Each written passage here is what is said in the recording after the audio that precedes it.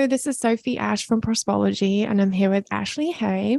Ashley is a registered nurse turned healthcare content writer with 6 years of freelancing experience. So I'm very excited to be chatting with her today about her experiences. So one of the main questions that we have from some of the nurses in our program is, did you decide to give up your nursing license when you entered into content writing, or was it something that you kept going for a while? And what was your thought process around the transition? Yeah, no, I did not give up my nursing license. I still have an active registered nursing license.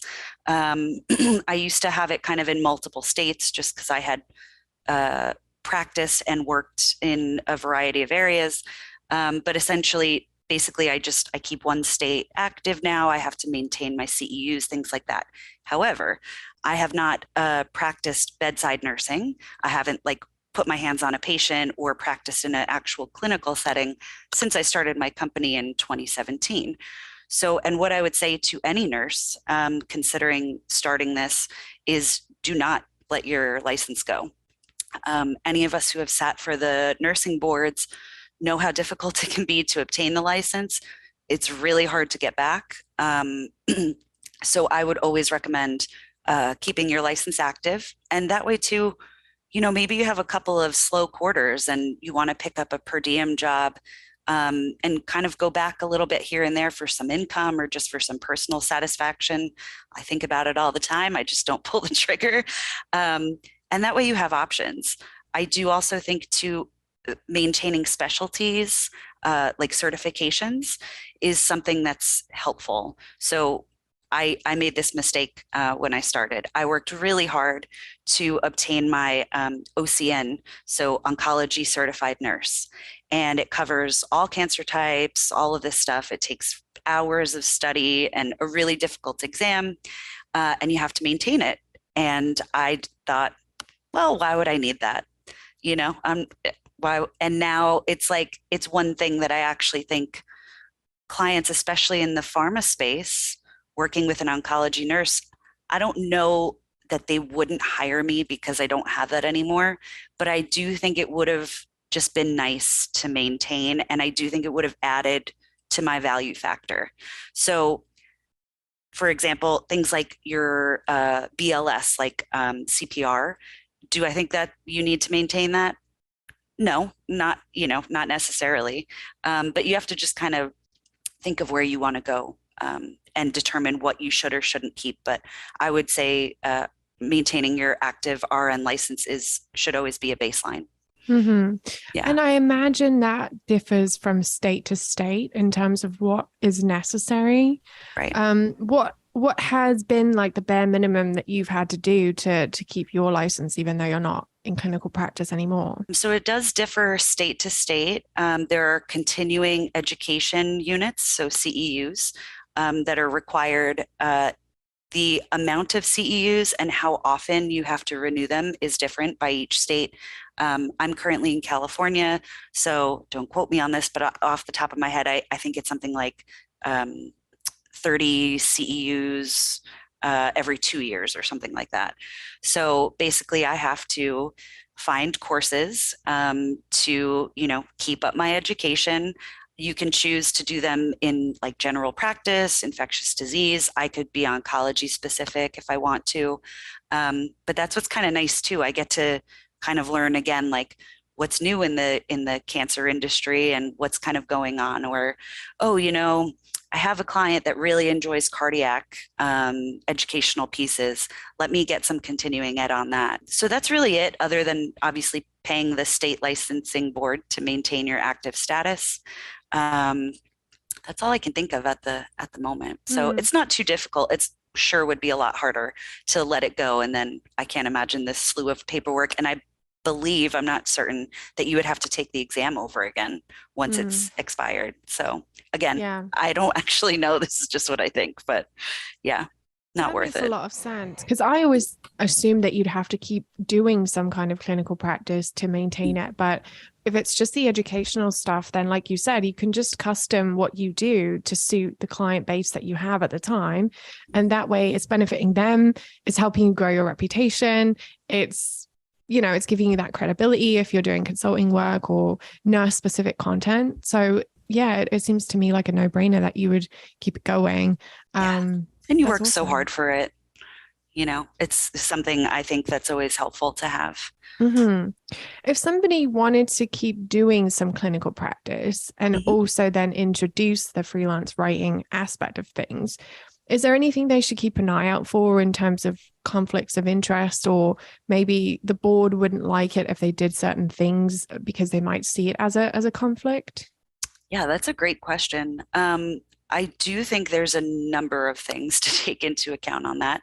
Um, One, that's exactly how I did it. So I would never tell someone to just quit their full-time nursing job and start this because it takes a bit to get your traction and to get the income that you want to supplement, a good paying nurse job. Um, I do think it's difficult, but it's possible with a full-time nursing job that you can do this on the side. And in fact, when I first started writing, all the pieces in the beginning of my portfolio, if you take a look, they're all very inspired by my clinical practice at the time. It was things like I enjoyed being the person that people could come to if they had a difficult IV that they needed. So I thought, I have a lot of tips and tricks that I've learned over 12 years being at the bedside. I bet you other nurses would be interested in these tricks too. Um, so it's stuff like that, or just writing from your own nursing perspective. So I think that there is definitely a space for nurses to remain at the bedside in whatever capacity you're comfortable with, whether that's once a month or 4 days a week. And I do believe that it can really lend itself to your content writing. Mhm. Um, Legally, I don't believe that there's a lot of conflict of interest. Obvious things are like HIPAA, right? So privacy of patients um, and their information. You do have to be careful if you are writing from personal experience. You don't want to mention the hospital or company that you're working for. You certainly don't want to describe any patients by name or too in depth because you want to respect their privacy. And really, same with your peers and coworkers. Like there are ways around it. And I did write a number of pieces about administration or things like I'm blanking on the word when you work together in a team. Like um, multidisciplinary. Kind of, yeah, it was just like morale. Thank you. Mm. I knew it would come. Um, so those are all great, and there are ways around being so specific, but you do want to make sure that even personally, never mind legally, you're not putting yourself in an awkward position because Mhm. people that you work with very well might be reading what you're writing. Um, so I am certainly not in a position to give legal advice, but I can tell you what I did. Um, as a nurse, you're always encouraged, even if your hospital provides you with a certain amount of liability insurance, you should always, I was taught anyway, that you should always maintain a bit of your own. So there are a bunch of different companies out there that nurses can go to and get limited liability insurance. Basically, if a patient or a family member sues you, you'll just have extra coverage on top of what your hospital provides. That is great. That does not cover you for starting a company that you're going to be writing. Um, so, yes, you are using your nursing license on there. And if you're writing your credentials, that is an extra factor of legal, um, a potential legal issue. But really, the biggest thing I would say is that if you are starting a side company, however it is, a LLC, corporation, this, that, doesn't matter. If you plan to write medical content in any capacity, you can go to those same liability companies. They will just treat you as a business, not as an individual nurse. Um, I know that's a really botched way of explaining it. I didn't fully understand it myself. I had to just kind of get a lot of support and reach out to a lot of different people to get this information.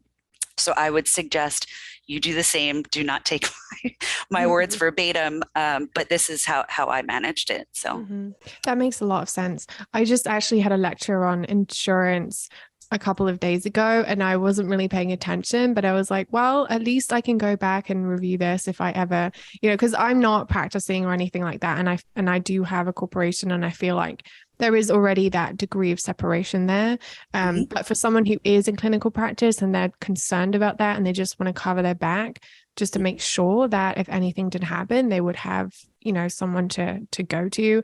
I think that's a great idea, and I think the insurance company themselves are always more than happy to explain all the different options because they want to sell it to you. They want you to buy it, and they can talk about all the options and what people typically do and what level of coverage is needed. So it's not like you have to go there knowing exactly what you want necessarily. You can just say, this is the kind of business I have. What would you mhm. recommend for me? Yeah, I think it's a combination of reaching out to your peers in the space that you want to be in and say, hey, I'm thinking of doing this. How did you do it? So that's helpful. But like I said, take it with a grain of salt. What worked for me may not work for you. And obviously, it varies by a lot of different things like state and such. Mhm. Um, Also, then, reach out to a business lawyer or a business consultant. I did that and it was really helpful just to even assess your options, not Mhm. necessarily tell you exactly what you need. And then, of course, lastly, too, just going to the insurance and saying, like, I don't really know what I need, but can you help me at least figure it out? And I think between the three, you'll come up with a nice plan.